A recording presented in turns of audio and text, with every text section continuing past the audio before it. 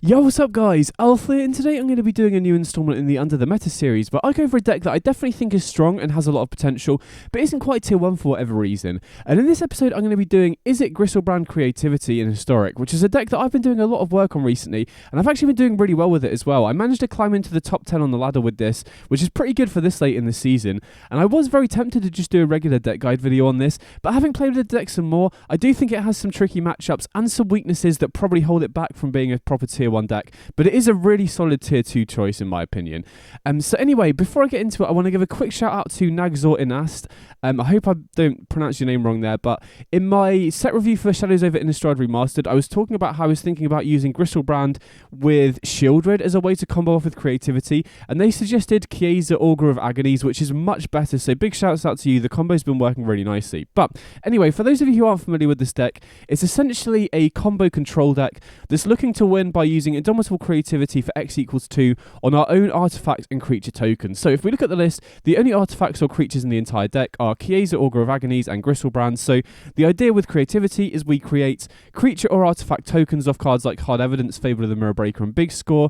Then we use Creativity for X equals 2, get Queza and Griselbrand into play, and then these two cards together basically just win us the game on the spot in most situations. We can, assuming we have above 8 or more life, we can pay 7 life to draw 7 cards, which triggers the Queza 7 times, draining the opponent for 7, so we gain that life back immediately so that we can activate Griselbrand again, and it deals damage to the opponent as well, so this essentially just wins us the game on the spot, which is really nice. Now, previously, if you wanted to use Creativity for X equals 2 to win on the spot, the best option you had in Historic was Locust God plus Sage of the Falls, and I think Griselbrand and Queza is just much better than that for a number of reasons. First of all, you can win through removal with this, which is really huge. If you have Locust God or Sage of the Falls and the opponent has a piece of interaction to kill either of your creatures, it basically just stops the combo in its tracks. Whereas this combo, if you have 15 or more life, even if the opponent has a piece of instant speed interaction for one of your creatures, you can just activate Griselbrand again. So assuming you have 15 or more life, you can fight through a piece of interaction, which is really huge.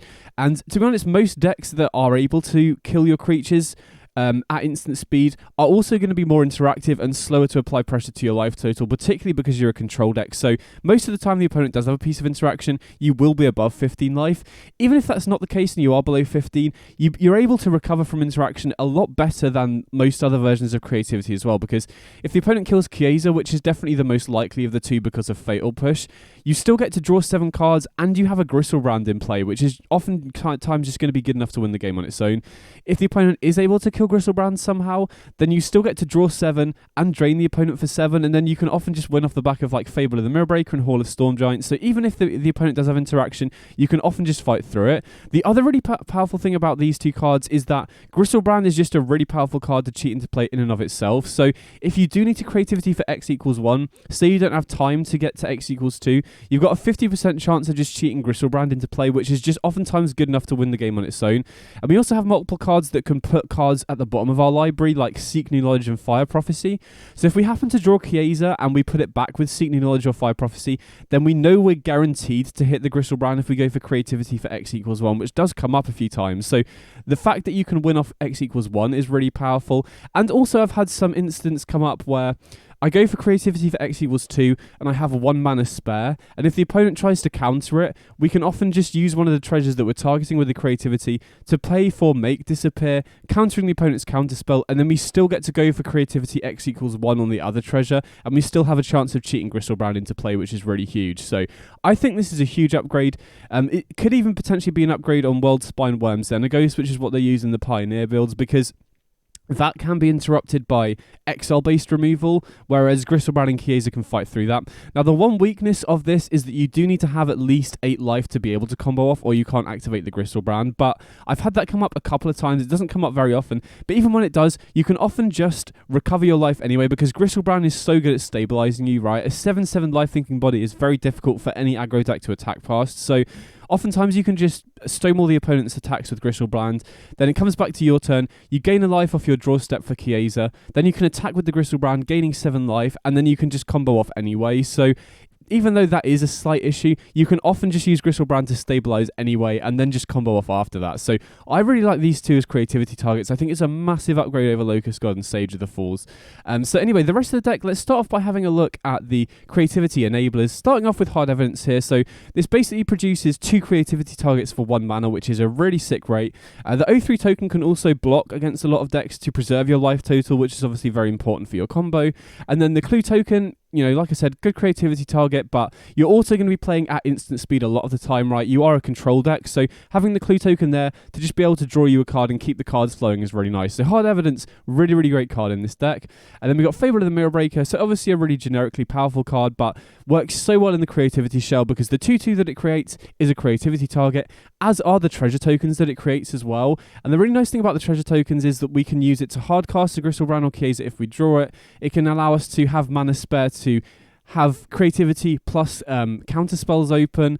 And, you know, the really nice thing about creating artifact tokens for creativity is it means the opponent needs to have artifact removal to stop creativity. The big weakness of using creativity on your creature tokens is that, obviously, if the opponent has instant speed creature removal, that can break up the combo, but being able to produce treasures or clue tokens makes comboing off a lot safer. And then Chapter 2, just giving you a loot effect, is really, really nice at just helping you to find the combo right. Creativity is the key card. You need to be able to dig for it. So the looting effect is really good at doing that. And then Reflection, you know, another creativity target once it does flip into Reflection on the backside. You can use it to copy the 2/2 to create extra treasure tokens to be able to produce more creativity targets. Or again, you know, having mana open to be able to back up your creativity with something like a Make Disappear is really important in a lot of situations as well. And then post sideboard, once we bring Ceres Emissary in certain matchups, we can also copy the Emissary with the Reflection as well. So Fable of the Mirror Breaker works super well in the creativity shell. And then Big Score, this is probably the most important creativity enabler because this allows you to curve out Big Score on turn 4 at the end of the opponent's turn. To create 2 treasure tokens, which automatically produces 2 creativity targets, and then you get to draw 2 cards, which hopefully draws you towards your 5th land. And then on turn 5, if you do have your 5th land, you can instantly just go creativity for X equals 2 because that's 5 mana, targeting the 2 treasure tokens. So even if you haven't drawn Hard Evidence or Fable of the Mirror Breaker, Big Score on turn 4 into creativity on turn 5 just basically wins you the game in a lot of situations. And the draw 2 on this also helps you to dig towards creativity if you don't have it yet. So just having Big Score on turn 4 can often just win you the game on the spot, which is really nice. Additionally, Big Score, in addition to Hard Evidence, enables you to go off on turn 5 with Make Disappear backup, because if you still have the Crab token and the Clue token lying around, if you go Big Score on turn 4, into creativity on turn 5, targeting both of the Hard Evidence tokens, the 2 treasure tokens that you got off Big Score can then pay for Make Disappear to back up your combo as well. So Big Score, really, really sick combo enabler in the deck. So we have a lot of ways to set up creativity. In addition to that, we also have Mutavault. This is a really sick land in the deck because you can pay 1 and just animate it. It doesn't matter if it's tapped, so you can tap itself to pay for its ability, and then you can use that as another creativity target. So if you are missing the second creativity target, or I've even done this to go off with creativity X equals 1, so Mutavault is just another way that we can get creativity online, which is really, really sick for a land, which is really powerful, obviously. Then in terms of interaction, we've got 4 Fiery Impulse, which is really efficient interaction. I think being able to kill stuff on turn 1 is super important right now. Being able to kill Llanowar Elves, Esper Sentinel, Dragon's Rage Channeler, super important. And then it's very easy for us to get Spell Mastery online because we have so many instants of sorceries, and dealing 3 damage kills the vast majority of creatures in the format right now. Really, really nice to be able to kill something like Crucius before it starts activating as well. So Fiery Impulse, really important as early interaction. And we got 4 copies of Fire Prophecy. Again, 3 damage is a really nice point. You know, there are some creatures that played with 4 or higher toughness, but for the most part, this is going to kill every single creature that you need to be able to kill in the early game. And then the really nice bonus of Fire Prophecy is it allows you to put a card on the bottom of your library and draw a card, which is really sick at putting back Griselbrand or Queza if you draw it, right? Drawing these is a real nightmare because you really, really want them in the deck for creativity X equals 2. Neither of these are particularly easy to hard cast, unlike Locust God or Sage of the Falls, which is another slight weakness of this, but we do have Fire Prophecy as a way to put them back, which is really nice. And then we also have Make Disappear as a 2-mana counter spell. Now, obviously, in Historic, we do have Archmage's Charm, but trying to have triple blue on turn 3 and triple red for creativity is really hard to achieve in the mana base. I've also felt like Mutavault is such an important land in this deck, so you can't really afford to run Archmage's Charm, and the difference between 2 and 3 mana is really huge right now. There's a ton of cards that you want to be able to stop, particularly against Rakdos midrange, being able to stop their powerful turn 3 plays like Fable of the Mirrorbreaker, Crucius, and Seasoned Pyromancer, even if you're on the draw with Make Disappear, is really huge. So this is really important at just being able to stop any proactive play from the opponent. Also really shores up the other matchups against control and combo, which is really huge. And we can use the casualty on this in a number of ways as well, right? We can use the casualty by sacrificing a 2/2 token or Reflection of Kiki Jiki. We can also animate Mutavault in order to play the creativity or Make Disappear, so that's another nice utility of the Mutavault here. Unfortunately, it doesn't work with the token of Hard Evidence because it's 0 power. If that worked, that would be such a sick interaction, but either way, Make Disappear being a 2-mana counterspell is really huge. Like I said, great at stopping the opponent's stuff that's hard to stop with creature removal, stuff like Fable of the Mirrorbreaker, for example, and obviously very good against other control and combo decks as well. And then finally, we've got Seek New Knowledge. So this is another card that we get in Historic that is really, really powerful in the creativity. So not only does it seek 2 non-land cards, so it's guaranteed to find you gas. So it's really good at finding the creativity when you need it. It also, like Fire Prophecy, allows you to put a card on the bottom of your library. So we have 8 cards in this deck that allow us to put any of our creativity targets that we draw on the bottom of the library, which is really huge because drawing these, we do have a lot of card draw in the deck, so we're not that unlikely to draw them. So having 8 ways to put them back in the deck is really nice. And like I said, since they put them on the bottom of the library, if we do draw Queza, then we know we can go creativity X=1 and we can hit Griselbrand, which is really nice. So that's the main deck. It's been working really, really nicely. A lot of this is borrowed from the Pioneer version that won the latest Pro Tour, but I think we get some really nice upgrades. The fact that Griselbrand and Queza can win through removal is potentially even a big upgrade over Wildspine Worm and Xenagos, which is really nice. I think Seek New Knowledge is a really, really great addition to the deck at just helping you find the creativity and it being another way for you to put your creativity targets back in the deck. And then Hard Evidence is a really big upgrade as well. 1 mana to just produce a decently sized blocker in the early game and also give you 2 creativity targets is really nice. And then in terms of the mana base, we've got 26 lands here, which I think is really important. I definitely wouldn't go any lower than 26 lands because first of all, you just need to be curving out, right? You want to be curving out until your 5th land to be able to go big score into creativity on turn 5. And additionally, Seek New Knowledge is a card that really wants you to be running a high land count because you can't get lands off Seek New Knowledge. So if you miss land drops, Seek New Knowledge is actually really clunky. So you really want to be curving out. So 26 lands has felt really good. I could even see an argument to going up to 27 if you wanted, but I definitely wouldn't go below 26. In terms of the actual lands themselves, we've got a ton of blue-red dual lands. Obviously, we need triple red on turn 4 or 5 for creativity, but you definitely want to have the vast majority of your lands producing red, but you can afford to be running some blue lands and some colorless lands as well. Like I said, Mutavault, really nice at both you can animate it to make it a creativity target and to sack it to Make Disappear, which is really sick. One other land that I was tempted to try, which I did try for a little while, was Mirrex, which is another colourless land. And the really nice thing about this land is it can produce coloured mana the turn it comes down, and you can use it to create artifact creature tokens, which can be nice with creativity. But I just think Mutavault's better because being able to turn it into a creativity target just for 1 mana and being able to turn it into a Make Disappear casualty target for 1 mana is really, really huge as well. But because you need triple red for creativity, I don't think you can afford to run more than 2. Then we've got Hall of Storm Giants as just another win condition. I think this is really important because certain decks can shut you off from comboing, right? I've had a few situations where I've had a Griselbrand or a Queza in my opening hand that I intend to put back with a Seek New Knowledge or Fire Prophecy, and the opponent just thought seizes it away, meaning the combo's offline. There's also stuff like Slaughter Games and Stonebrain that can shut off the combo, so having more ways to win the game when we can't combo off is really important, and Hall of Storm Giants just being a way to do that is really nice. Then a single copy of Otawara has been really, really sick as well. Like I said, you can't afford to be running that many non-red lands because of creativity, but Otawara has been really nice and has just been able to get me out of a lot of sticky situations. I've had matches against Reanimator where I've used this to bounce the opponent's Serra's Emissary and then combo off. It's good to just bounce any problematic hate piece whatsoever, which is really nice. And then we've got 2 copies of Sokenzan. So this card is really, really sick in this deck because it's just a land that can enable creativity as well. Right, we can channel this on turn 4 to put 2 tokens into play, which we can then use for creativity X=2. So Sokenzan are a really, really nice utility land in this deck. I don't think you really want to be running more than 2 though, because it is clunky if you draw it in multiples and you don't want to channel it. But I think 2 copies is really nice because it works so well with creativity. So that's the main deck. Like I said, I've been really happy with it. I think you have really good game against most matchups. You have early interaction, you have counter spells, you have ways to find the creativity, and I think Griselbrand Queza, like I've said, is a really good pairing for creativity and historic. It's definitely a big upgrade over Locust God, Sage of the Falls. And then onto the sideboard, we've got 3 copies of Brotherhood's End here. So this is here for any go-wide aggro deck. We do have a decent amount of single target removal, but decks like elves, decks like humans, you do want to bring this in as well, just to slow down the opponents that are very good at committing to the board very fast. And it's obviously very, very good against the artifact aggro decks as well. The Lurrus builds and blue-white affinity and the red-white Thopters deck as well. This is really, really solid against. Now, I'm not a big fan of Brotherhood's End in the main deck here because it does kill our own tokens, right? It kills our creature tokens if we try and deal 3 damage to each creature. It kills all of our treasure and clue tokens if we choose artifact, but the matchups where we bring this in against the go wide creature decks or against the artifact centric decks is just such a big blowout against the opponent that it's definitely worth bringing in there. Then we've got 4 copies of Shark Typhoon. So this is here predominantly for control and mid-range matchups. So against control, this is obviously really sick.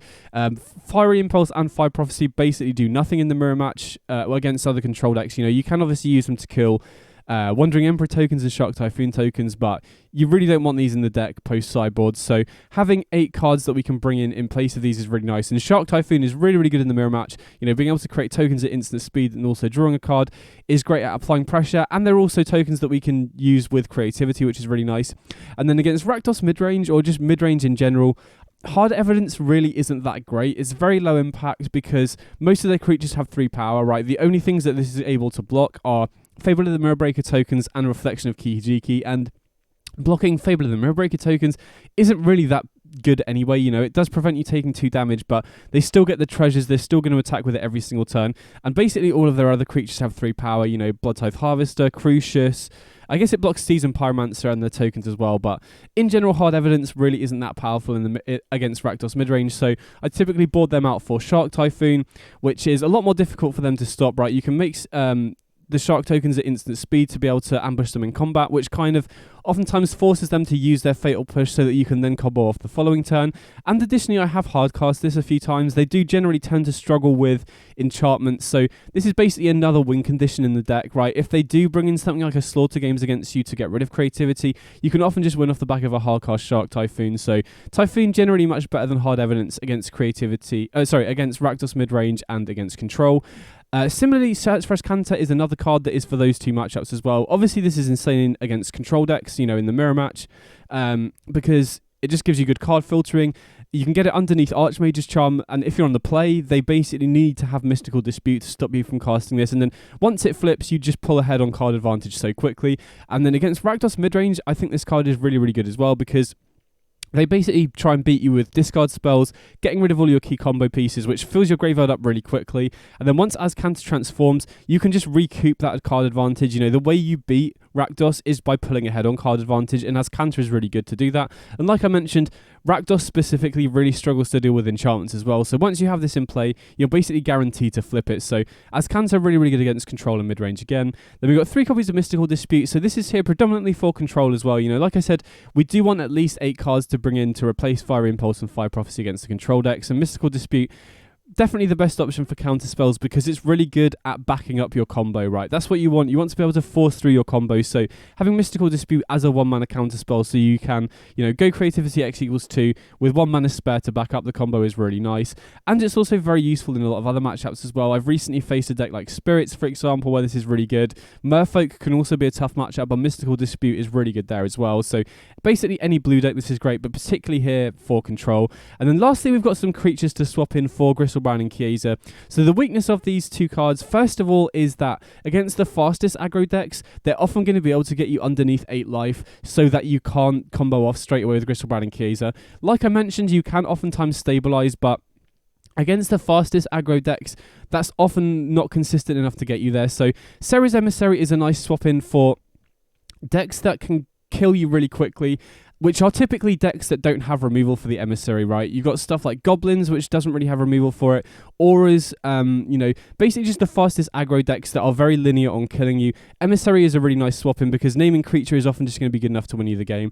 The really nice thing about Emissary is that you can often win with creativity X equals 1, and in these matchups against the fastest aggro decks, needing to set up creativity for X equals 2 can often be too slow, so being able to just go creativity X equals 1 on turn 4, get an emissary into play naming creature, is oftentimes just going to be good enough to win you the game. The other really nice thing about having emissary in the sideboard rather than the main deck against these decks is, if the opponent sees Griselbrand and Queza game 1, then they're probably not going to bring in removal for emissary, even if they have it in their sideboard, because if you see Griselbrand Queza, you don't, as an aggro deck, you don't really beat that with interaction. You beat that by trying to get them underneath 8 life before they get the combo pieces in play. So even if the opponent does have removal for emissary, they're unlikely to bring it in if they see Griselbrand and Queza, which is nice. And then, obviously, if you can get creativity X equals 2 with this, you can just name creature on one, and then whatever type of removal you think they're likely to have on the other one. So emissary, really nice to swap in against the very fast aggro decks to just be able to go creativity X equals 1 and win.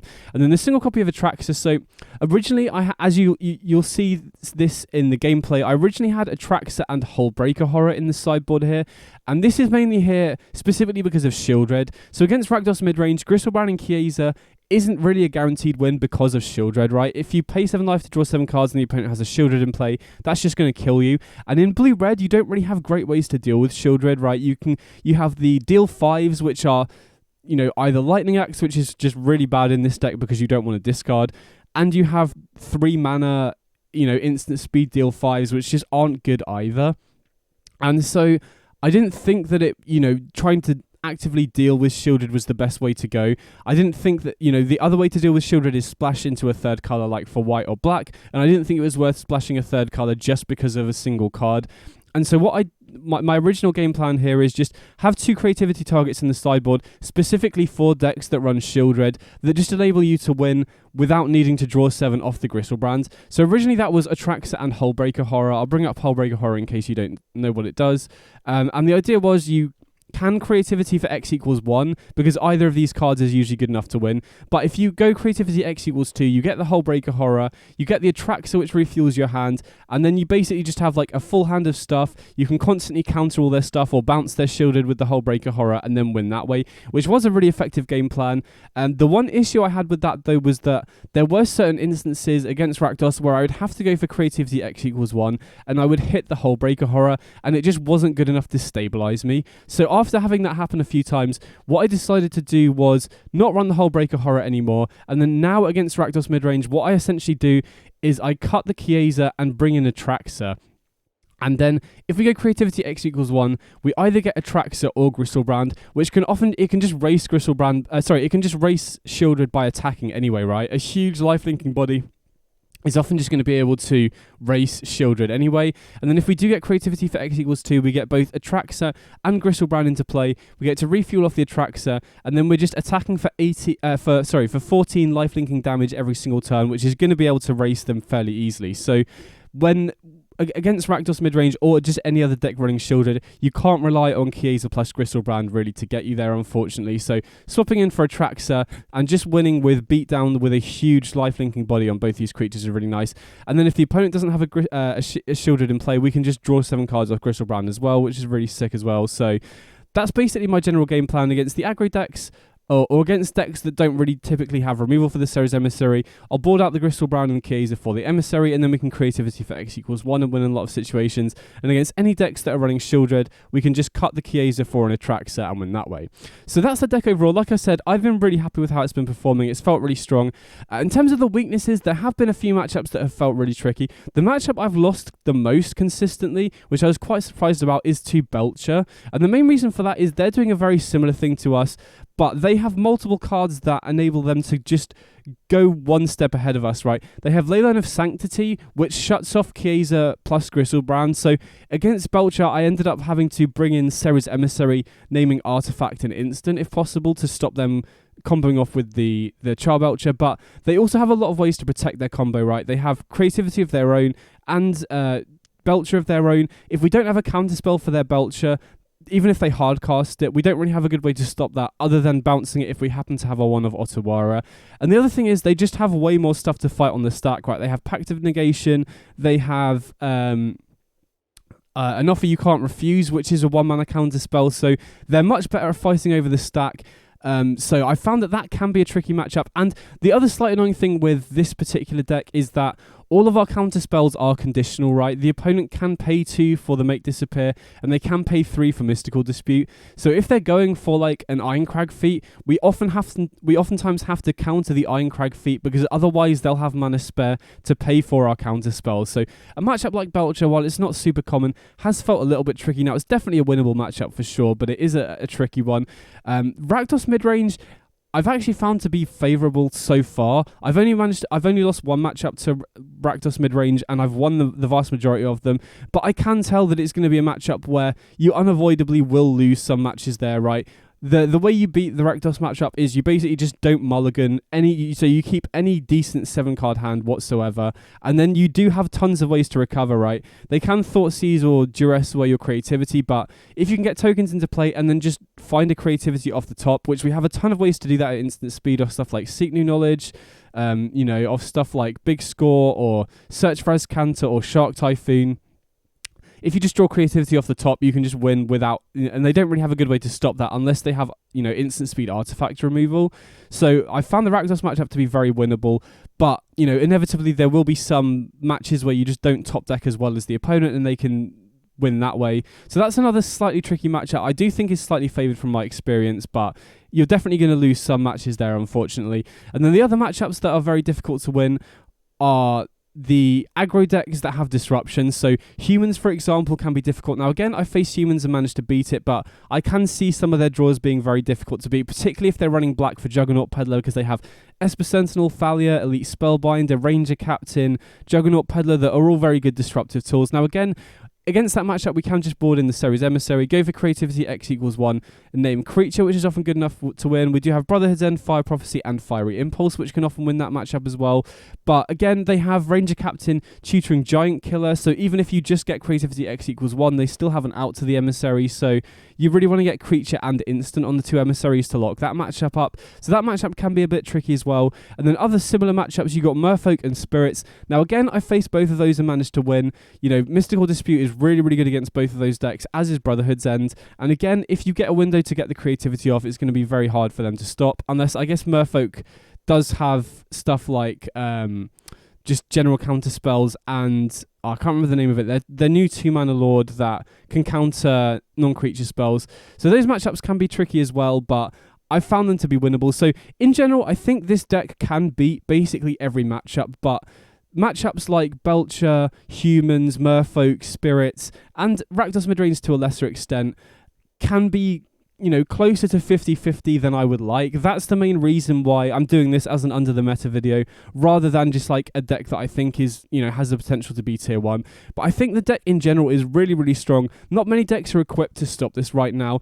And I guess that brings me on to my next point, that there are a number of cards that people could start running to hard target this deck. I think a few people are already running cards like Slaughter Games and the Stonebrain, specifically for Cathis combo, and those cards are also very good against you because they can just extract the creativity from the deck, and then you're basically forced to win off the back of Hall of Storm Giants, Fable, Shark Typhoon, which is a lot more difficult to pull off. So this is kind of a deck where if people hard target it a little bit more, it is going to get worse, but I think the power level of this deck is there for sure. One other card that I was considering running in the sideboard for quite a while, and I did test, and I think it was pretty good, was Leyline of Sanctity. Now, typically, especially in a non-white deck, I'm really, really not a fan of running this card in the sideboard, but in this deck specifically, I really don't mind it because we have so many ways to get rid of it if we draw it, right? The big weakness of the Leylines is if you draw them, then they're pretty bad, obviously, especially if you can't cast them. But we have Fire Prophecy, Seek New Knowledge, and Fable of the Mirror Breaker, so we have 12 ways to get rid of it if we draw it, which is pretty decent. And when I did test this, the games against Rakdos Midrange, where I had this in my opening hand, was basically just a complete wipeout for the opponent. They just couldn't use any of their discard spells, and I could just very easily set up the creativity. But the problem I had with this card is it's just kind of awkward, specifically against the Rakdos decks, because against Rakdos, you just don't want to mulligan. But because there's such a big disparity in the games where you have this in the opening hand and the games where you don't, you kind of wanted to mulligan to it, so there was a bit of tension there. And additionally, another big way that you beat Rakdos is you just draw well off the top, and having 4 cards in your deck that are just completely dead draws is really awkward in that matchup. So I ended up cutting it, but if you wanted to run Leyline of Sanctity, specifically if Slaughter Games and Stonebrain become more popular, I could potentially see this being another sideboard card that you could bring in for the discard heavy matchups. But again, like I said, it is kind of awkward because you just don't want to mulligan and you want good top decks, both of which kind of play the opposite to what you want to do with Leyline of Sanctity. So that's the deck overall. Like I said, I've been really happy with it, but it does have some slightly tricky matchups. But I definitely recommend playing this if you want to play a control combo deck, and it does have a really interesting spot in the metagame right now. So anyway, next up I've got some games. I've just got 5 matches that I was playing with this deck so you guys can see it in action. If you've got any questions at all, definitely let me know in the comments, and I hope you enjoy the gameplay. Big up!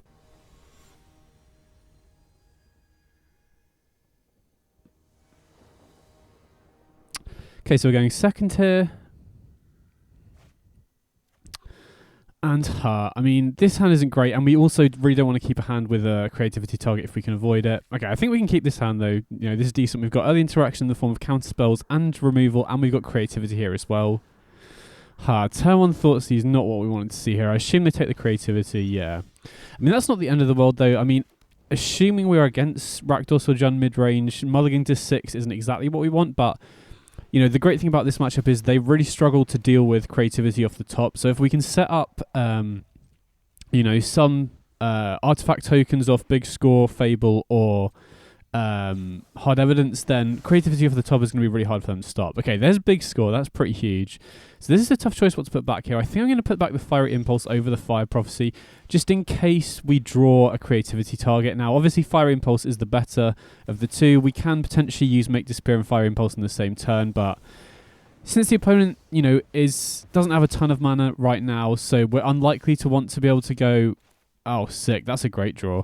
But yeah, I generally, I think I like keeping Fire Prophecy here, just in case we draw a creativity target, and then we can just put it back.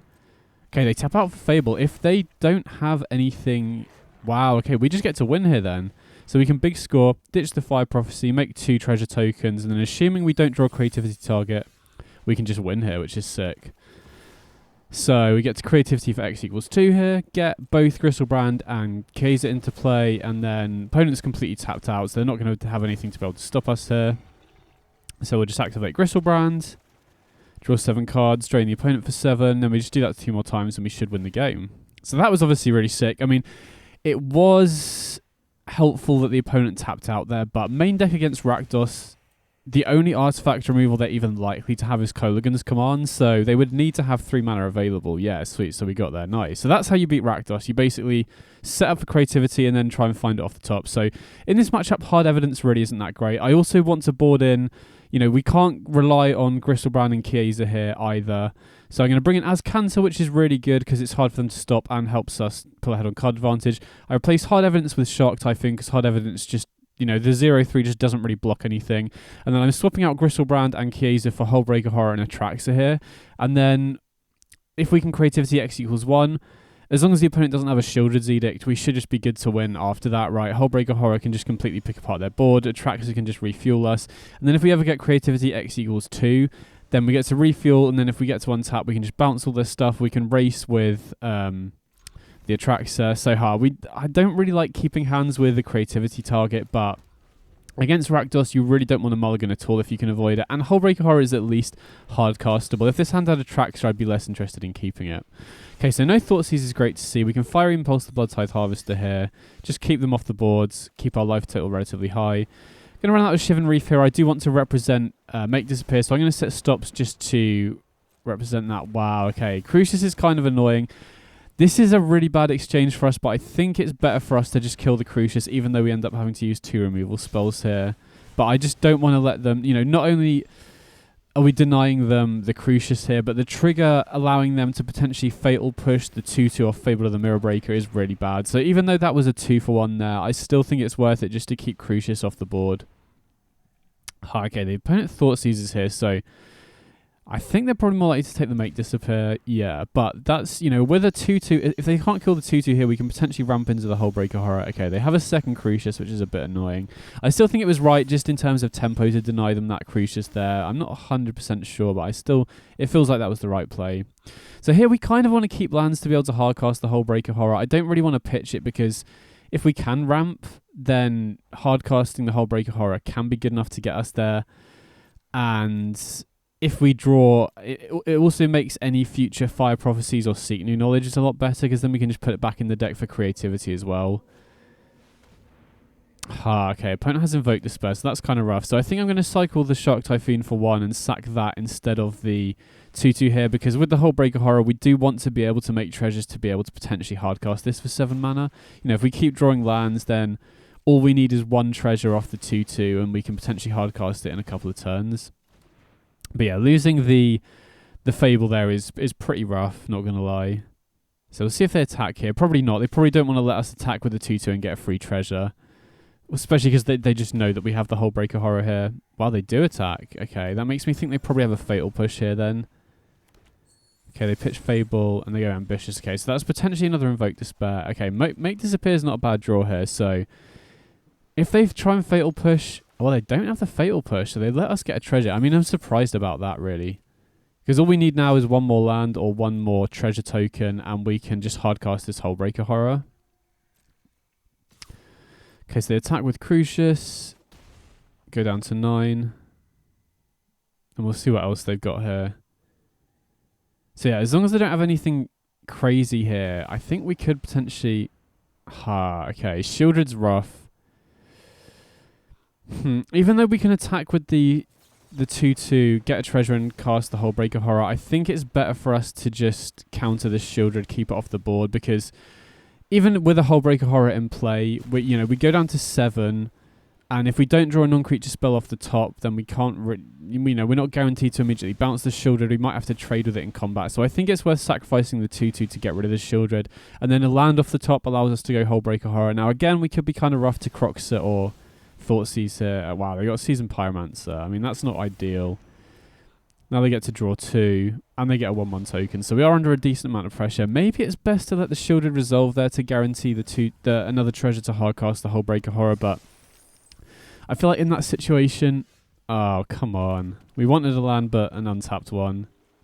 Now we might be in trouble because they also have Den. But yeah, going back to that last play last turn, I still think it was probably correct to counter the Shieldred there, because...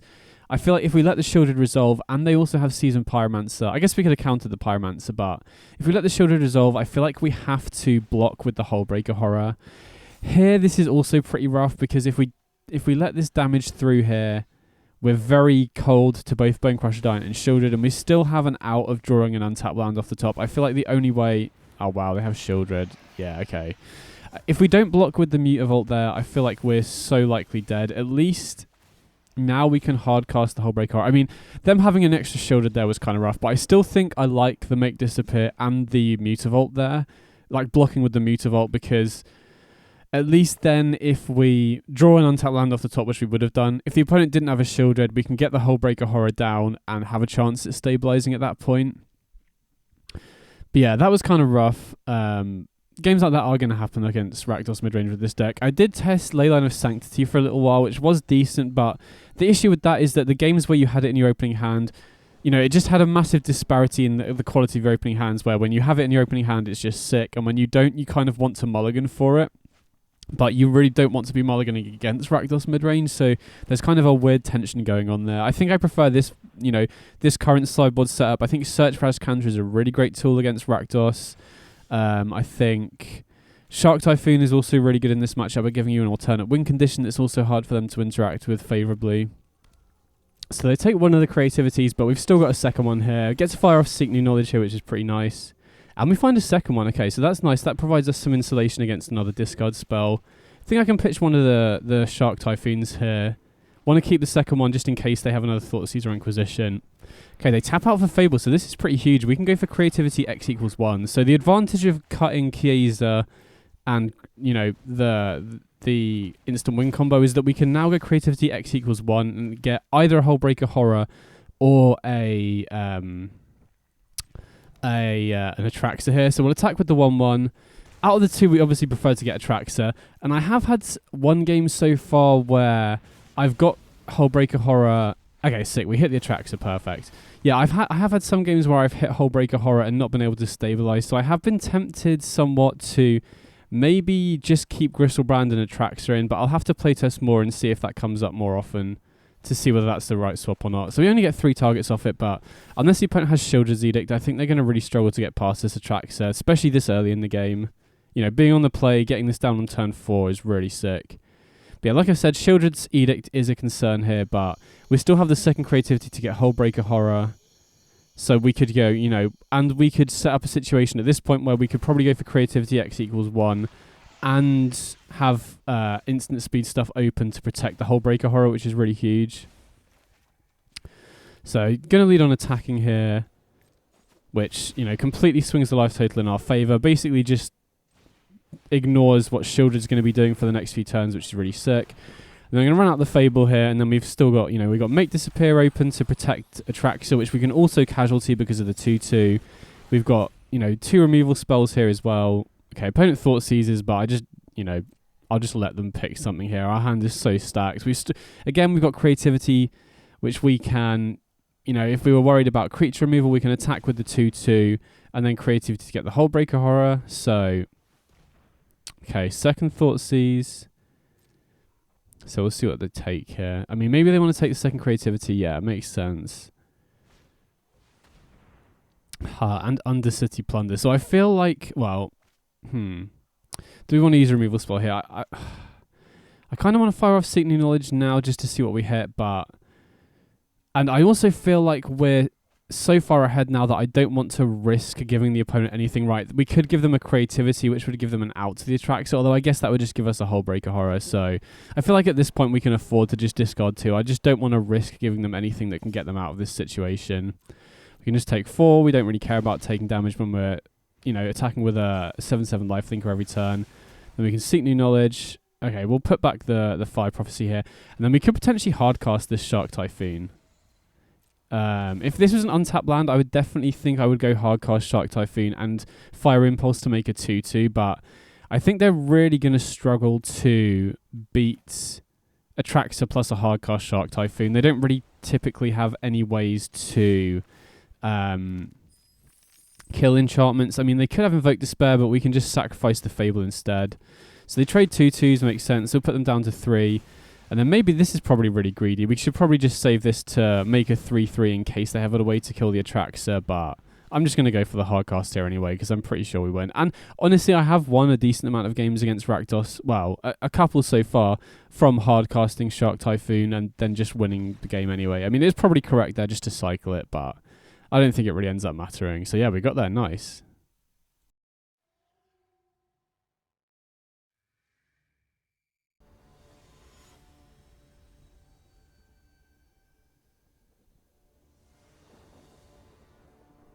Okay, so we're going second here.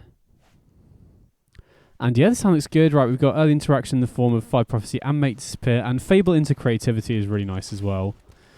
Okay, turn 1 Dragon's Rage Channeler. So probably Phoenix if I had to guess. Yeah, okay, looks like it's Phoenix. Although, I don't know, maybe it could be like a version of Wizards that's running Channeler. Although, if they're not running Gigantha, they're probably running Phoenix because of stuff like Augur of Agonies and Finale. Yeah, okay, so almost definitely going to be Phoenix here.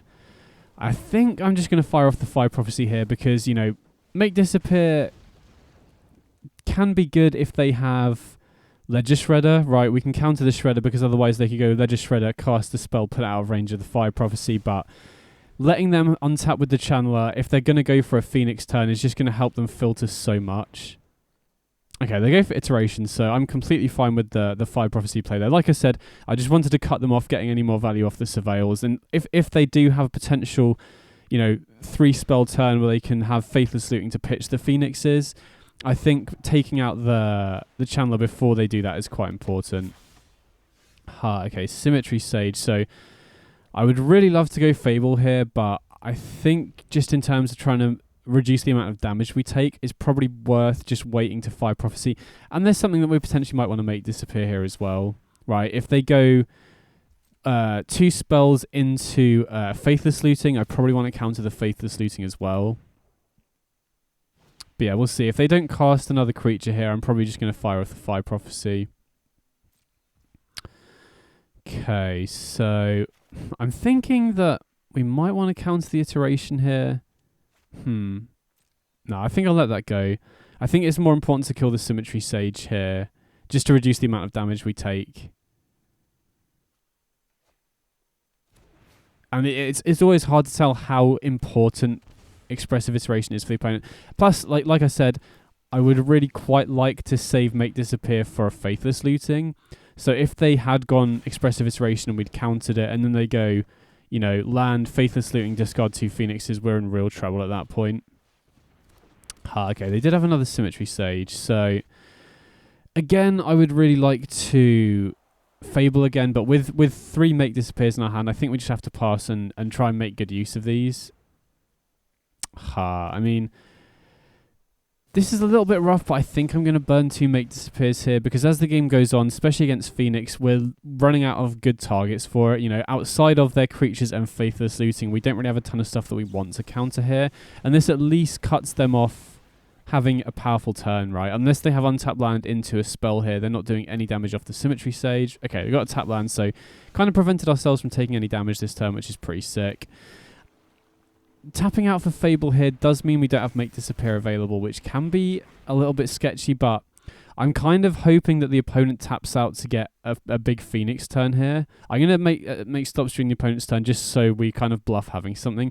But if the 2-2 survives here and they tap out to bring back a Phoenix... okay, they do kill the 2-2, but we could potentially set up for Creativity if they hadn't killed it. Really good to see they don't have a Phoenix in hand, right? They obviously would have discarded... Oh, yikes. Okay, we're getting punished for tapping out for the Make Disappear here, so that could come back to bite us, potentially. But I still think we have to get proactive at some point. We could have potentially waited a turn so that we can go for Fable and hold up Make Disappear, but, you know, Phoenix is a deck that can very easily play the long game, so I don't want to just give them time. And also, right, they already have access to a lot of mana. Okay, so that was a pretty sick turn there, to be honest.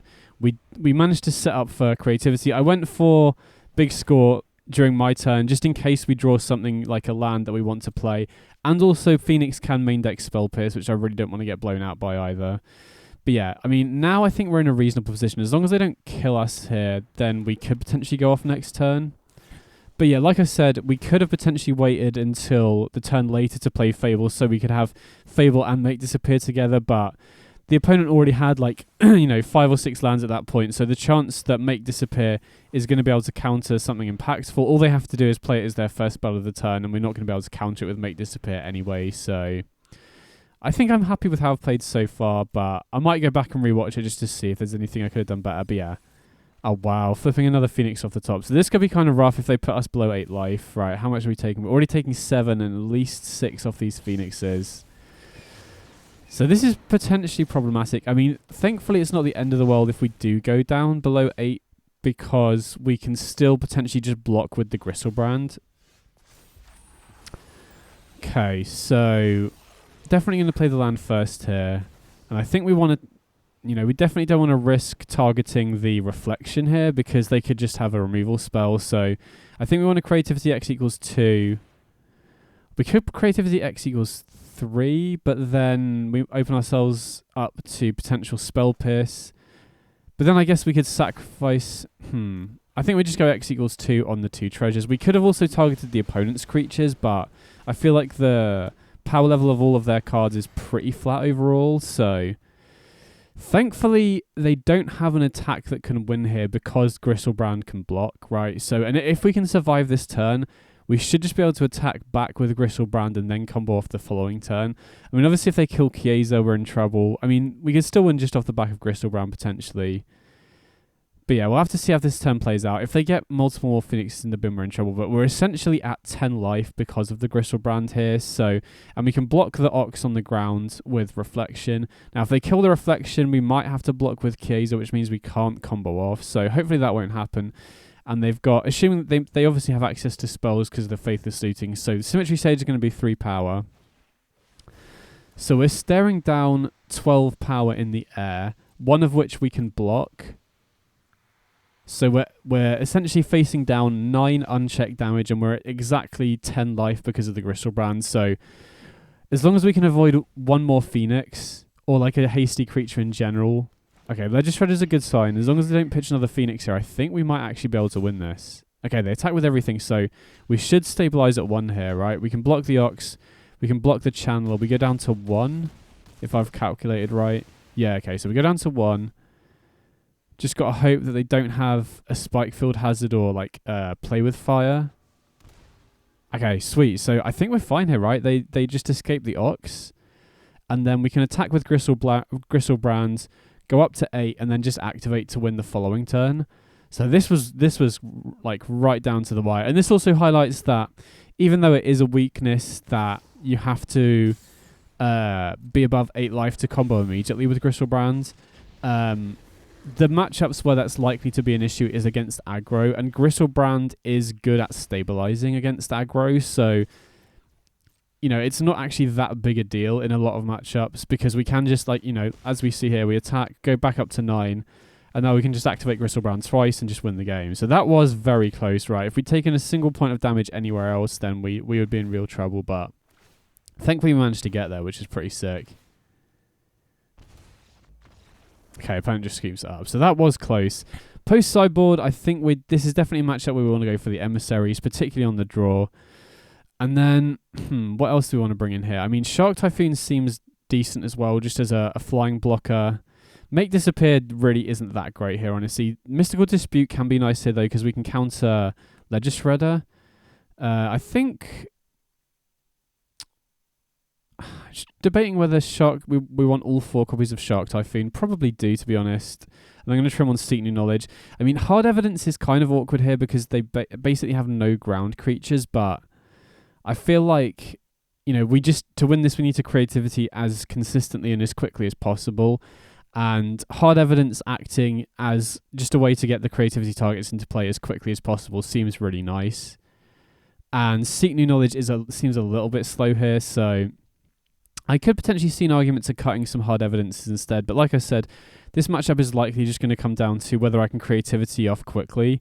And this is definitely a matchup where if I'm under pressure, I will Creativity X=1 naming creature, but for the most part, I would really like to save it until we have Creativity X=2 to be able to go creature and instant, and then we only really need to worry about exactly Otawara, or, you know, if the opponent's running like 3 Strangles, they'd have to assemble exactly 3 Strangles to kill it, which isn't very likely. So this is definitely a matchup where, rather than relying on Griselbrand like we did last game for X=2, we can just bring in 2 emissaries.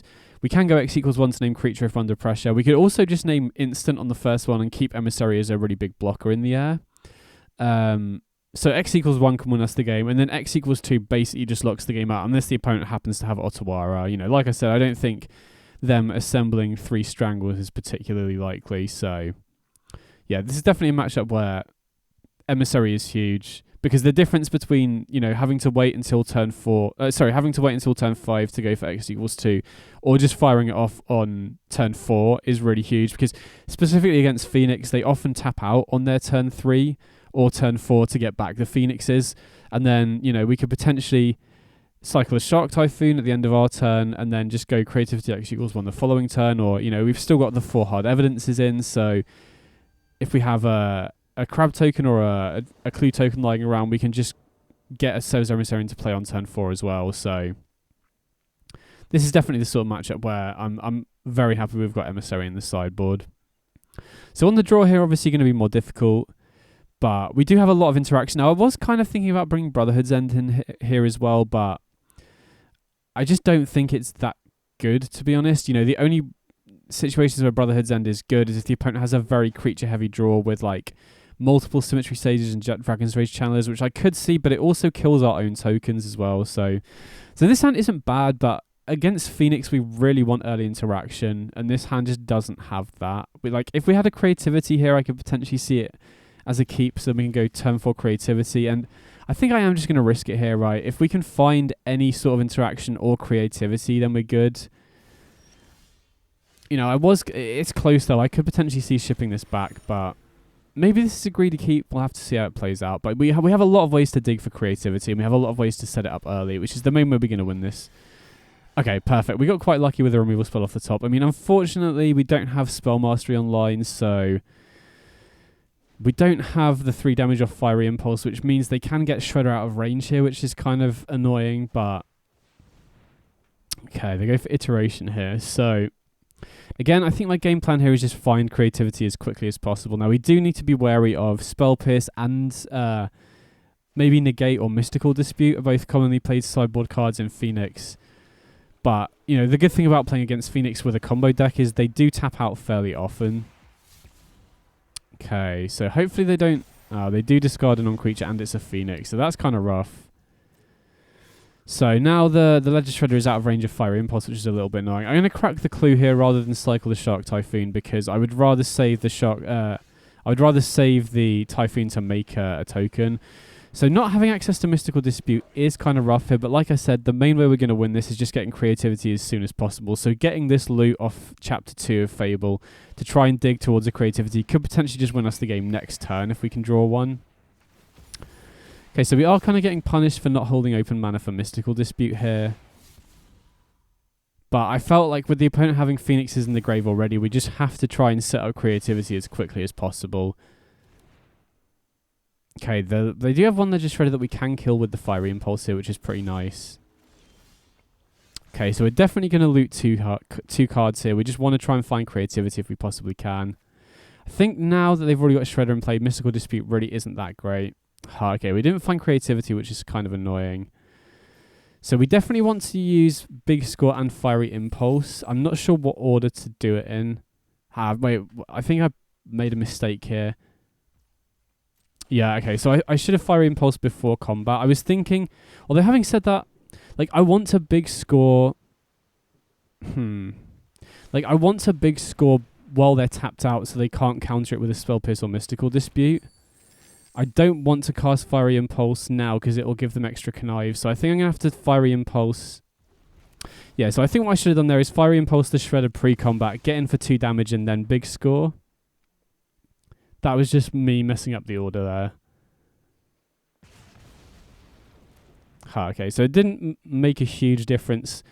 All it means is the opponent didn't take 2 damage, which might make a difference. I mean, it's unlikely, but... Yeah, we're kind of in trouble here, though. I mean, to be honest, all we need to do now is find creativity, because we already have 2 treasure tokens.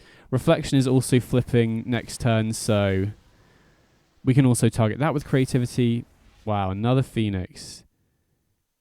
So as long as we're not dead on board, if we can draw creativity here somehow, we can just shut the game out. Okay, wait, that's all 4 Phoenixes, so I think we're just dead if they have another spell here.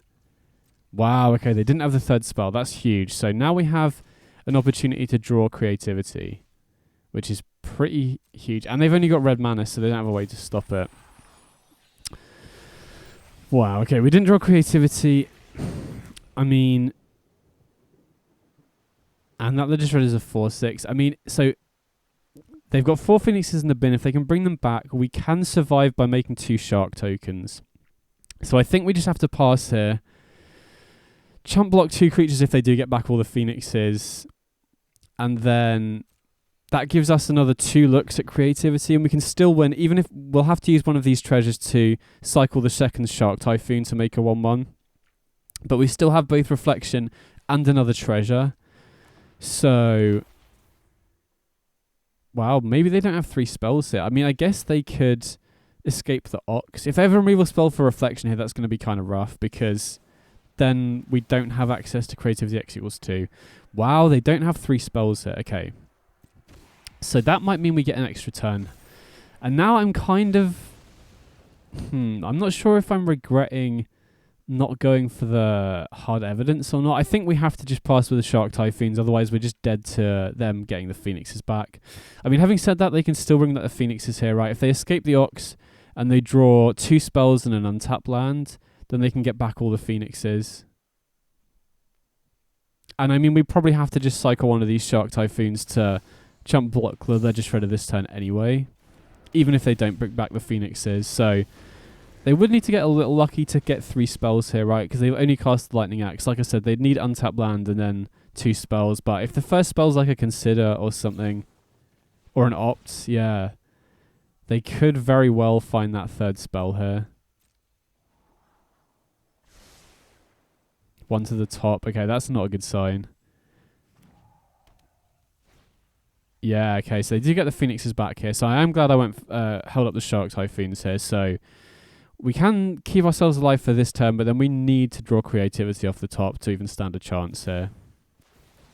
I mean, but having said that, yeah, it is kind of annoying that we have to sacrifice one of these treasures to get 2 1/1s off the Shark Typhoons, but getting Emissary into play naming creature will at least buy us a decent amount of time. You know, the opponent would then have to find multiple removal spells to kill it. But yeah, we'll see. We need to draw creativity first. So, okay, we don't draw it there, so we need to draw off the next draw step to even stand a chance here. Okay, so we go down to 2. Okay, I mean, we can Fire Prophecy and dig for creativity, and then we still have just enough mana to go X=1 here. Oh, sick. Okay, nice. Playing to our outs. Okay, we got the creativity. Okay, that's sick. So now we can get Emissary naming creature. I mean, they do get a Connive, which isn't great, but they're going to need to assemble multiple removal spells to be able to kill the Emissary. Now, having said that, Phoenix is very good at digging, and the opponent has at least 3 or 4 turns to find it now, because Emissary is not that fast to clock, but wow, that was clutch. So now the opponent is just going to start digging for stuff. So they've got 1 Lightning Axe and a Fiery Impulse used already. Okay, they've used both. Well, I assume they're not running more than 2 Lightning Axes. Maybe they are. But them not having, you know, I can't imagine they're running many more than 3, if any at all. So that would probably mean they'd need, like, Fiery Impulses. And they would need, 3 Fiery... A combination, if they are relying on, like, Strangles and Fiery Impulses, they'd need 3 removal spells to kill the Emissary here. So this might actually be able to get us here. We'll have to see. Okay. So we're definitely going to attack here. We need to start closing the game out. So we've got them on a 2-turn clock here, basically. And I think I'm just going to crack the clue straight away, because if we can find another creativity, we can just lock the game out. Okay, another Fiery Impulse here. So definitely can't shock the landing, or we'll just lose, obviously. And maybe I should have played that Hard Evidence, actually. I don't know why I didn't. That was my bad. Yeah, I should have played that Hard Evidence. And then if they don't do anything, we can just crack the clue to try and find a second creativity. Because if we can get another creativity naming instant, they would only be able to win off exactly 3 Strangles, which seems very hard for them to set up. They've already used 1. I don't even know how many they're running. Right, there's a chance they might only have 2 left in the deck anyway. Oh wow, do they have enough to kill the Emissary here? I mean, I'm hoping they're looking for another removal spell off the Connive. That's not a good sign, though. Maybe they have another Lightning Axe here? Oh, they have Finale. Okay. So that was kind of rough. You know, we played to our outs and got lucky and still ended up losing there, but you know, it just took us too long to find the creativity. I think I'm pretty happy with how I sideboarded there, to be honest. We did also, thinking about it, I did also keep a pretty risky hand, right? We didn't have much interaction at all we didn't have any interaction in our opening hand, so maybe that was a bad keep. You know, we were basically on the back for that entire game because we did have a slightly slower hand. But having said that, you know, I think our line to win that was dig for creativity, which we did manage to do, and we nearly got there in the end, so... But yeah, going into game 3 on the play should be easier, I think. Okay, no interaction, but we've got the creativity, and we can set up for X=2 on turn 5, so I think we just have to keep this, even though we don't have any early interaction. Okay, turn 1 channel is kind of scary. Like, having Shark Typhoon make a 1/1 when they have a channeler in place seems pretty nice, but I kind of want to dig, because otherwise we don't have anything to do on our turn 3. Although I guess if we wait, we do have the Shark Typhoon to use, but either way, if we cycle Shark Typhoon and then draw into a Fiery Impulse or a Fire Prophecy, that would represent a pretty sick draw for that turn, so I think I'm just going to cycle the Shark Typhoon to draw here and see what we hit. Kind of scary the opponent's keeping mana open this early. Makes me think they might have a Spell Pierce, although they could just very well have Opt or Consider as well, so I don't want to play too scared. Okay, another creativity. Okay, Mystical Dispute. So I'm kind of glad that I waited here. Although, having said that, I think preventing damage is very important here. So since we definitely want our 4th land untapped for big score next turn, I'm going to play the Steam Vents tapped because outside of another Dragon's Rage Channeler, I can't think of any red cards that wouldn't be hit with Mystical Dispute that I'd want to counter.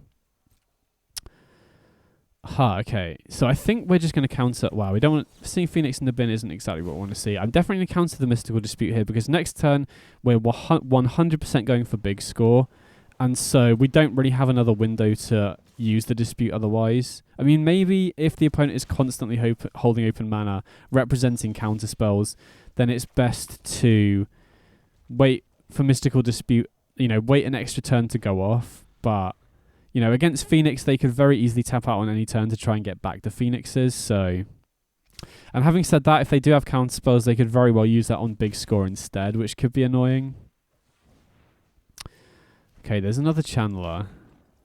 So they are consistently holding mana open, which makes me think they've got a counterspell. I mean, we'll see if they counter big score. They very well could. Okay, they let it through. But it's so risky going for it here. There's so much stuff that could break up the combo.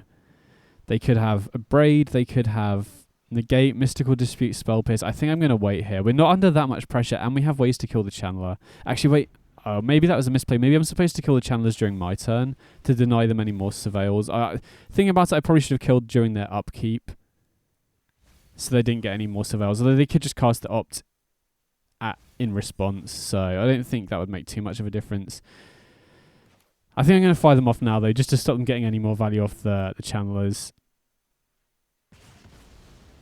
And now we're putting the opponent in an awkward position where they kind of have to tap out to apply pressure, right? If they've got Phoenixes in hand, they kind of have to tap out to get them back. If they have other creatures in hand, they kind of have to tap out to get them back. I'm going to set stop during the opponent's turn, just so they don't know that I don't have anything else. Although, wait, I guess big score will hold priority anyway. Okay, they have a Symmetry Sage, so... Okay, interesting. So they still hold open a mana. Wow. Okay, Mystical Dispute's an interesting draw here. I think I'm just going to go for Creativity equals 2 here, because even if I was going to big score again because we're still not under that much pressure, but I don't mind going for Creativity here because even if they have Spell Pierce, we can use one of the treasures to Mystical Dispute and still get one Emissary in play. Wow, they don't have anything, so Creature and Instant should lock the game up here, I think. Unless they have Otawara. If they have Otawara, that could save them, but I mean, at this point, we're at 17, right? We're so far ahead on the life total race. Yeah, okay, opponent just scoops it up. Nice.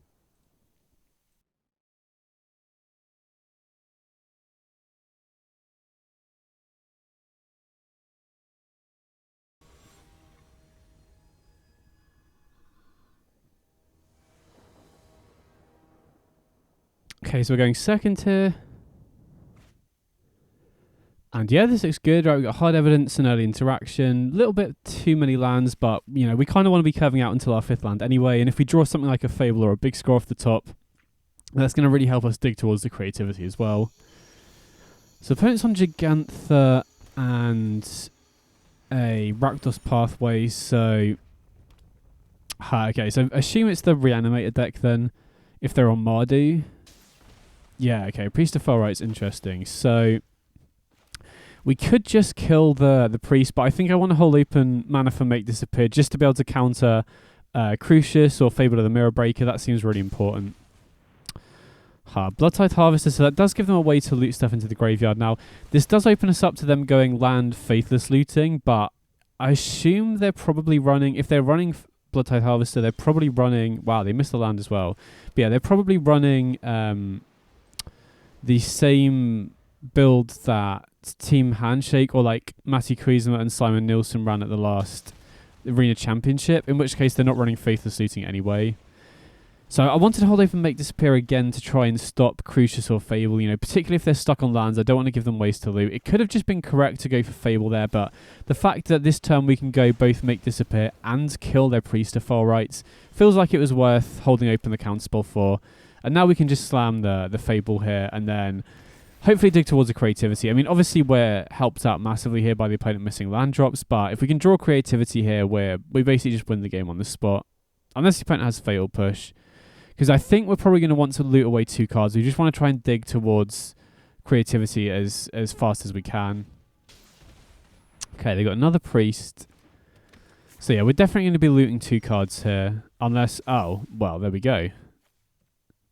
Actually, wait, I probably shouldn't have looted a card there because, yeah, that was bad. Because that just opens up the potential that we draw a creativity target. So considering we drew the creativity there, I definitely shouldn't have looted. That was my bad. But thankfully it didn't end up mattering. But yeah, so managed to get the win here. I mean, obviously we got a window to do this because the opponent was stuck on lands, right? If they had mana open, then going for it that turn is risky if we think they could have fatal push. But, you know, since they were tapped out, we obviously just want to go for it there. So hard evidence really isn't doing that much here. I think Shark Typhoon is better.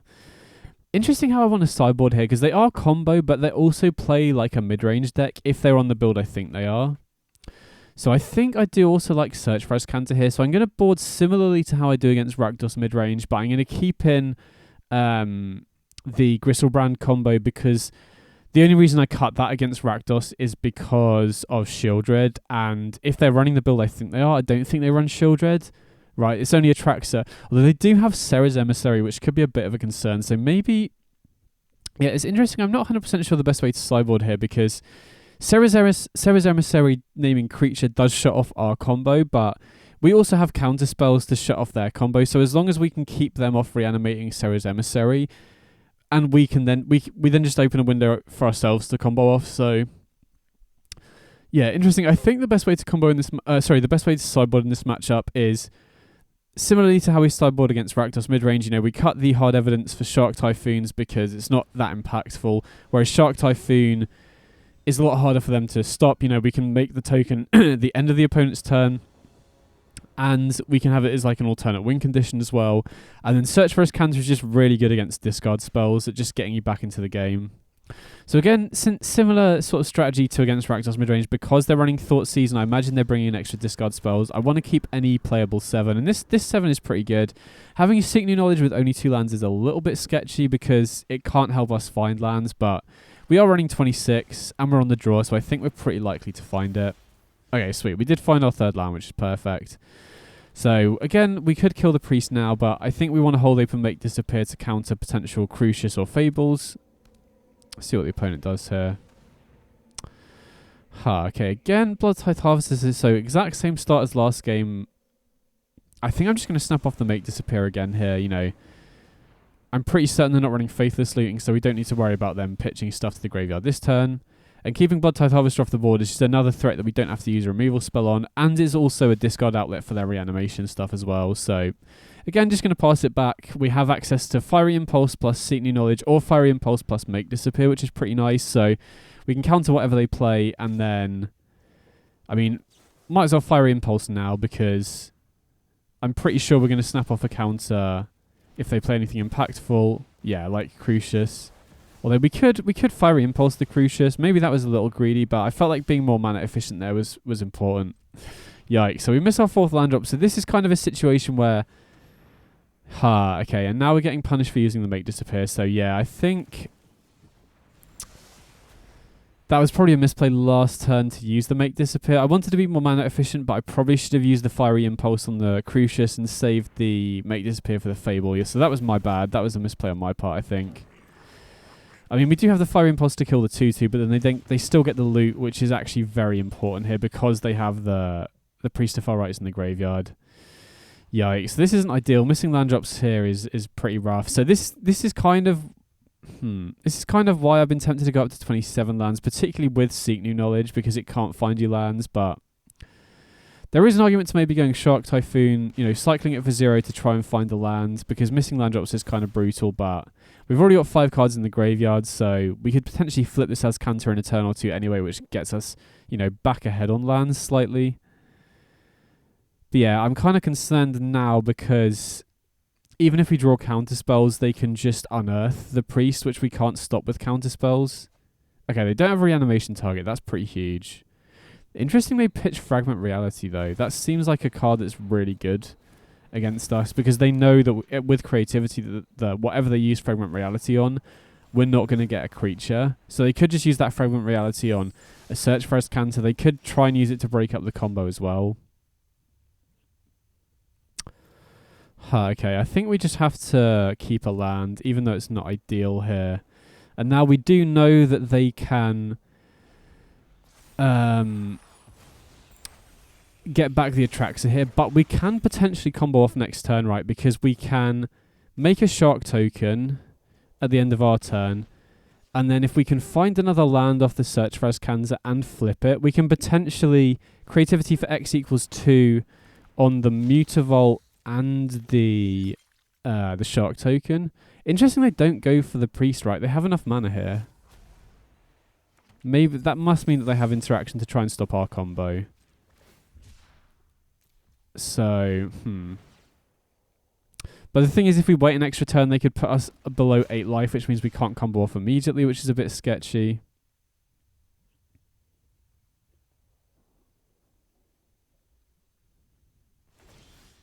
Okay. So it looks like they were considering something there. Otawara, I mean, that does deal with Atraxa temporarily, but I don't think we want another land here, really. Okay, second Mutavault's interesting. Because that can enable us to creativity X equals 2 the following turn. Now, the fact the opponent didn't go for Priest to Fell Rights, they would probably have had to tap out for it, which means they're concerned about me comboing off, which I think means that they probably have Fatal Push here. So I don't think it's worth risking the combo, because if they have Fatal Push, we basically just lose, right? Although I guess we do have creativity. We could have gone for... No, I think you have to creativity X equals 2, and if they Fatal Push the Mutavault, we lose our target for next turn. But then if we don't go for it this turn, they also still have Fatal Push up for next turn, so... it's a tough spot here. I mean, if I make a Shark Typhoon token for X equals 4... maybe that baits out the Fatal Push here, but they know that we have 2 Mutavaults, so maybe I was better off playing the Pathway last turn, keeping the Mutavault hidden information so that we can then creativity out of nowhere with it. Okay, they don't use the Fatal Push, which is kind of smart from the opponent, I think. I mean, I'm hoping maybe that... Okay, if they Atraxa and Thoughtseize here, we should win. There's the Fatal Push. So yeah, I think I should have gone for Pathway instead of Mutavault, kept the second Mutavault hidden information, and then the opponent wouldn't know that we could combo. Wait, are they tapping out here? We just win then, right? If they don't have another land, because we can just animate both Mutavaults and creativity X equals 2. So, I mean, that was a mistake from the opponent, but... if I'd played correctly and kept this second Mutavault hidden information, which I think was the better line, so I should have played the Pathway last turn instead of the Mutavault, then we would have still been able to do this. And then it probably would have been correct for the opponent to use Fatal Push there to play around counter spells. But yeah, managed to get there either way. That was a close one, but yeah, even though we missed land drops, we managed to get there in the end. That just shows the utility of Mutavault. I've been so impressed with Mutavault in this list. I really wish I could run more, but you can't really afford to run more than 2 when you need triple red for creativity, unfortunately. But yeah, just activate Griselbrand again here. Go in the opponent for 7 again. Yeah, sweet, we got there. Nice.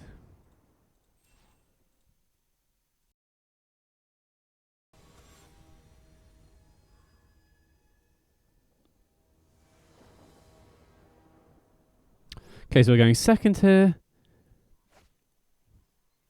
And yeah, I think we can keep this. Right, we've got hard evidence. Don't have any interaction, which is a little bit sketchy. So hopefully we're not against an aggro deck. Wow, okay, which we are. So that's pretty rough. I think Merfolk is probably one of the tougher matchups because they're really good against controlling sort of decks because they can leverage tempo pretty well. And they also have, they have access to counter spells. They have access to that the new 2-mana Lord that counter stuff. And they have Master of the Pearl Trident when one of the cards in our hand is a Steam Vent. So We can't just not play the Steam Vents, which does mean that now all of their creatures apart from the Master are basically unblockable, which is really rough as well. I mean, thankfully we have Make Disappear to counter their 3-drop, but this isn't looking good so far. Okay, so we can counter this Violin, thankfully, but they can get in for 2 here. Thankfully, we can block the Master. But yeah, we go down to 13. Okay, we did draw the land, which is really important. So now we're going to slam the Fable for sure.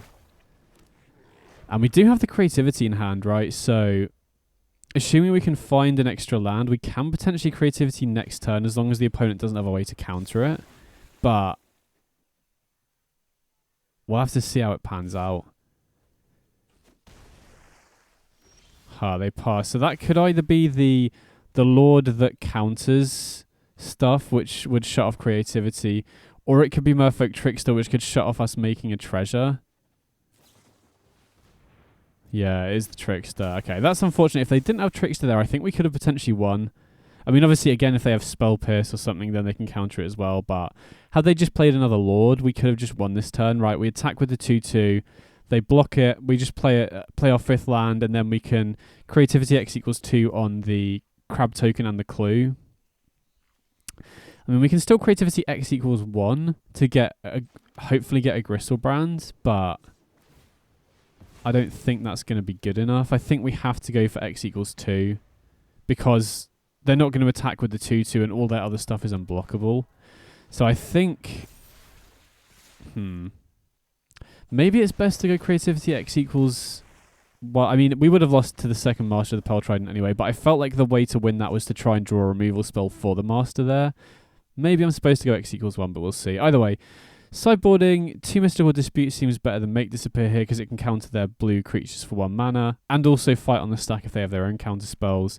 Definitely want the Brotherhood's End as well. I think Make Disappear is not great when we... I think Mystical Dispute is just better. Maybe Make Disappear is better than the second Seek New Knowledge, so I could see maybe that. Interesting whether we want Hard Evidence or Shark Typhoon here. I think Hard Evidence can block, like we saw there, but their creatures scale up so quickly when they get the Lord effects in play. But we do have a lot of removal to kill their Lords, so not 100% sure. And I think... I don't know, Shark Typhoon's an interesting one. Maybe I'm also thinking about whether I want to keep in Queza Griselbrand. We probably want Emissary here instead of Queza Griselbrand because they can apply a lot of pressure to our life total and they can oftentimes attack around the Griselbrand. And yeah, I think on balance, Shark Typhoon's probably better than Hard Evidence in this matchup. Like I said, Hard Evidence can block in the early game, but their creatures grow so quickly that I don't think that's likely to make a difference. Yeah, just thinking back on that last game, whether I should have gone Creativity for X equals 1. I mean, that does kind of give away what we're on. And I think we're still potentially dead anyway, right? Because they can just ignore the Griselbrand with the Master of Pearl Trident because we had a Steam Vents in play. But I'll definitely go back and rewatch that and see. But yeah, being on the play here should be a big advantage. We've got 2 removal spells, which is great. Big score, which can often just win the game on its own if it can find us a Creativity. And we can obviously go Creativity X equals 1 in this matchup for Emissary as well. Although I do want to be wary of, bounce spells as well. But yeah, we're killing everything on site here. If we can keep them off the board, then that just buys us time, which is exactly what we want. So let's see what they go for on turn 2. Hopefully they tap out for something. Okay, they go Silverguard Adept and they reveal the Hex Catcher, sure. I mean, I think we still want to kill the Adept here. We just want to keep them off the board as much as possible. And then probably going to put back the Seek New Knowledge or maybe the Big Score because, I think Big Score is going to be tricky to resolve against the Hex Catcher here. If they do counter it, that's such a blowout because we have to discard for a cost. So getting Big Score countered is really, really bad. Thankfully, we've got Fable in play here, which is really nice. Wow, okay. Tap land pass is very nice to see. So, going to loot away Seek New Knowledge and Sokenzan here because we already have one. Okay, losing 1 Seek New Knowledge when we draw an Emissary is kind of rough, but we do have the second one here to be able to put it back, which is decent. So, I'm going to run out the Fable here. I assume they just flashed in the Hex Catcher. If they had Trickster, they would have done it pre-combat. If they do, I'm just going to fire off the Seek New Knowledge now. I really want to put this Emissary back in the deck if possible. Because this game... Oh, and there's Creativity set. Yeah, this game will be a lot easier if we can get 2 Emissaries out. Whereas if I just get one naming creature, I'm going to just be living in constant fear of a bounce spell. You know, I imagine they might have brought in Brazen Borrow. I'm not 100% sure. Okay, so interesting spot here, because I imagine they've got Collected Company, which means they've got 3 activations of the Hex Catcher here. Going to attack in here to see if I can bait out the company. Yeah, okay, so they do have Collected Company, makes sense. So it'd be interesting, because we are going to have 2 treasures spare. So if we go Creativity X equals 2 here. If they block both, we could be in trouble. But I think there's a chance they don't block them up with the Master here, because if they do, we can just bounce the Hex Catcher, although it does have ward. Okay, so they don't block with the Master, which I think is pretty sick for us, because now we can go Creativity X equals 2 and force them to sack all 3 of their creatures, basically, to counter this. So it essentially acts as like a one-sided board sweeper if they do want to go all out to counter, which they kind of have to, right? So they sack the Master, we'll pay. Sack the Sphylen, I imagine. I think they just have to counter this, right? So we basically lose Creativity and 2 treasure tokens to wipe their whole board, which I think is a good exchange for us, right? We could potentially just win off Reflection, copying Reflection next turn. Well, I don't know if that's good enough to win, to be honest. Because you do need to be attacking in with all of them. They don't really work particularly well on defense. So if they have a good recovery turn here, could be rough for us. So hopefully they don't have anything too crazy. So that is almost certainly going to be another Collected Company, which is not great. Oh, maybe not. Okay. Okay, so they tap down the 2/2. I think that's fine, right? We can just use Reflection to copy Reflection. Okay, they do have a Hex Catcher, though.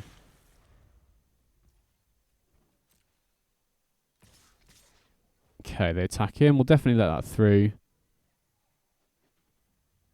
Do they have another company here? Or another Hex Catcher, maybe? Okay, they do have another company. That's kind of rough. I mean, thankfully we have Brotherhood's End, but they have the Hex Catcher, so they can counter stuff. Okay. So this is a little bit rough. I mean, we do get to copy Reflection a bunch, but like I said, that's very much an offensive tool. It's not particularly good on defense because we lose all of the tokens during our end step.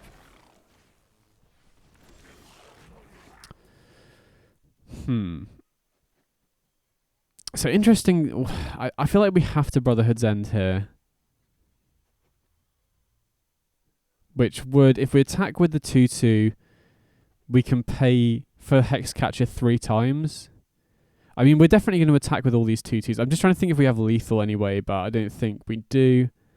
I think we want to attack with the 2/2 to create a treasure token so that we can force them to sack an extra creature to the Hex Catcher. And we're obviously going to attack with all of these token 2/2s as well, so that we don't just lose them. We could have made copies of the 2/2 with Reflection, but I don't think that really makes much of a difference. We still have exactly the same amount of mana. And we also just don't have the Reflections back to block in case they do counter the Brotherhood's End. Now, unless they have Spell Pierce, they're basically forced to sacrifice 4 creatures to fully counter the Brotherhood's End, at which point we're probably left with a better board than they are anyway. So I imagine this resolves. They might force us to sack the treasure token. I've just got to hope they don't have Spell Pierce. If they have Spell Pierce, we're in trouble, because then they only have to sacrifice 1 creature to stop this. Okay, so they sack the Shoreline Scout. We'll pay for that, obviously. Sack the Kumena Speaker. We'll pay for that as well. Then I imagine they make us sack the treasure here, and then they'll probably let it resolve, because otherwise they're basically just left with 1 creature and we're left with 2 Reflections, which can just keep copying themselves every single turn. So I imagine they let this resolve now. Yeah, okay. So Now I've just got to hope the opponent doesn't draw particularly well, because big score, you know, can be good at drawing us stuff, but if the opponent has an aggressive draw here, we could be in trouble. I think we just have to go for big score during our turn here. They could have Spell Pierce, but again, I don't think we can really afford to play around that at this point. Or we probably could, but I don't think it's worth playing it around at this point. So this isn't too bad, right? If they don't have another Lord effect, we can just trade this Master with a Shark Typhoon token, which isn't bad. And if they want to use a Trickster to tap it down or something, then we'll still have it around for the following turn. So I'm pretty happy to make this trade. Stays at 11. Okay, that's not a great draw. And I assume the opponent has Collected Company here as well, which isn't great, obviously. Or maybe they have a counterspell. Oh, wow. Yikes. Okay, that was very bad. I mean, maybe I was supposed to just discard an Emissary there. But I really want to have access to the second one. I mean, Shark Typhoon was a very good draw. Yeah, maybe I'm supposed to ditch Emissary there, but I had no idea they're playing Decisive Denial, right? I've been playing around Spell Pierce. So if I'd known they were playing Decisive Denial, I probably would have discarded the Emissary there, but might end up working out because we drew the Shark Typhoon anyway. Okay, interesting. I mean, opponent's dead on board here. We might just win off this Shark token, maybe. And I think I'm going to hold on to the pathway just in case we draw like a big score or a Fable off the top. Okay, Silvergate Adepts. Wow, they're paying 4 mana for that. Okay, sweet, we got there. So that Shark Typhoon top deck was obviously really clutch. But I think we were in a stronger position going into that deadlock anyway. So sideboarding here, I think I'm pretty happy with how I sideboarded there. You know, maybe, I mean, I was thinking maybe Make Disappear might be better than Make Disappear might be better than the third copy of Seek New Knowledge, but I think that's only really the case on the play. Now going into game 3 on the draw, I probably want to keep Seek New Knowledge in just as a way to dig for creativity more consistently. So we need a hand with interaction. This is much better. So we've got Fiery Impulse, Mystical Dispute, and Fire Prophecy here, and then Fable to hopefully smooth our draws out as well. Okay, so opponent leads on Kumena Speaker.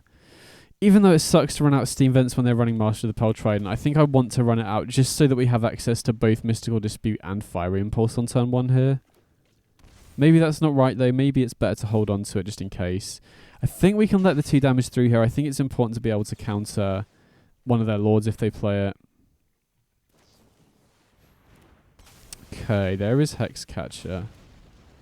Wow, and we get blown. Oh, I completely forgot that Hexcatcher could grow the Kumano Speaker out of range. That's pretty rough. I mean, I still feel like it's worth going for there, because if they're holding on to Trickster or a Counterspell, then it's fine, but yeah, that was a little bit of a blowout. Okay, opponent's holding open mana here, which is odd. I'm definitely going to pass here. Playing Fable is obviously really greedy. But now we have Mystical Dispute and Fiery Impulse up. I just got to hope they don't have Collected Company here. Although we do have Mystical Dispute for it, but I kind of want to Fiery Impulse, which means they could Collected Company in response.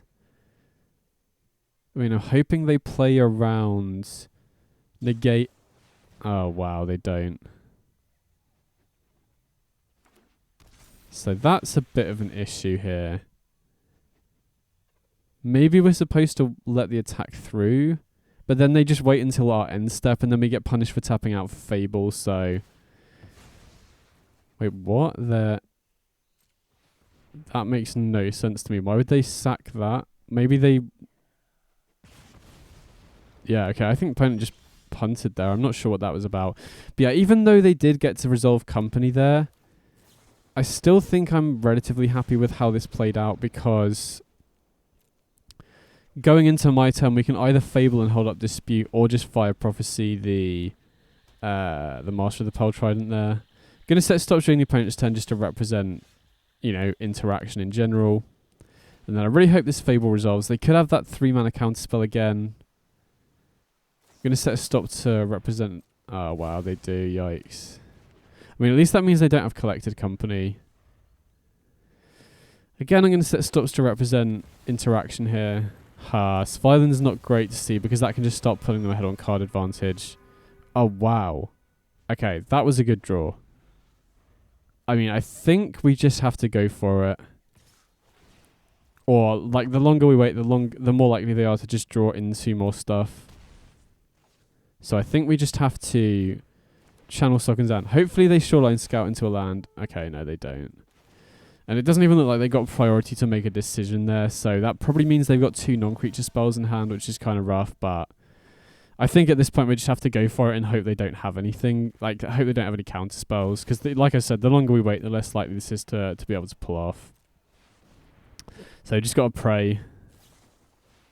Okay, they got company. So that means if they don't hit Hexcatcher, we should win here.